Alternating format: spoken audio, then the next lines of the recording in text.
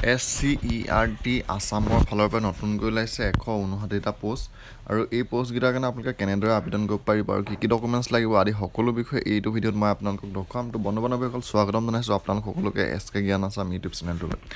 আৰু আজি পদকেইটা ওলাইছে state council of educational research and training চমুকৈ SCERT ফালৰ পৰা। আৰু এই পদকেইটা অনলাইন আবেদন কৰা আপোনালোকৰ লাষ্ট ডেট হৈছে 28 আগষ্ট 2024। তো 28 আগষ্টলৈকে আপোনালোকে পদকেইটাৰ কাৰণে অনলাইন যোগে আবেদন কৰিব পাৰিব। টোটেল পদ হৈছে 159টা আৰু ইয়াৰে আপোনালোকৰ ধৰি দিছে প্ৰথম PST লেকচাৰৰ কাৰণে ওলাইছে 55টা, লেংগুৱেজ 11 পোষ্ট, তাৰপৰা ইংলিছৰ কাৰণে 6টা, আছামিছৰ কাৰণে 5টা, মেথমেটিক্সৰ কাৰণে ওলাইছে 8টা, ছায়েন্সৰ কাৰণে 8টা, ছ'চিয়েল ছায়েন্সৰ কাৰণে আছে 12টা, ফিজিকেল এডুকেশ্যনৰ কাৰণে আছে 5টা, ফাউণ্ডেশ্যন অফ এডুকেশ্যনৰ কাৰণে আছে 7টা, তাৰপিছত আপোনালোকৰ আৰ্টছ এডুকেশ্যনৰ কাৰণে ওলাইছে 4টা, লেকচাৰ IFICৰ কাৰণে ওলাইছে 16টা পোষ্ট আৰু লেকচাৰ DRU কাৰণে ওলাইছে 50টা।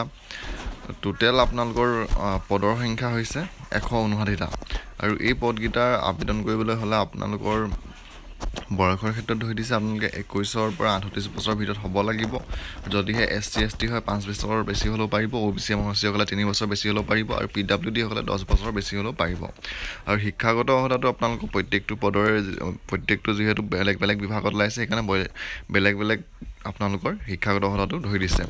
আৰু ৰেচিডেণ্টশ্বিপটো আপোনালোকৰ ধৰি দিছে আপোনালোকে অসমৰ স্থায়ী বাসিন্দা হ'ব লাগিব এই পদকেইটাৰ কাৰণে আবেদন কৰিবলৈ আৰু আপোনালোকৰ PRCখন থাকিব লাগিব।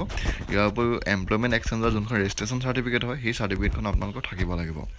আৰু স্মল ফেমিলি নৰ্মছ যোনখন ফৰ্ম হয় আপোনালোকে সেই ফৰ্মখনো আপোনালোকে ছাবমিট কৰিব লাগিব। এপ্লিকেশ্যন ফিজটো আপোনালোকৰ জেনেৰেলসকলে দিব লাগিব 297.20 টকা আৰু SC ST OBC সকলে দিব লাগিব 197.20 টকা আৰু BPL PWD সকলে দিব লাগিব 47.20 টকা।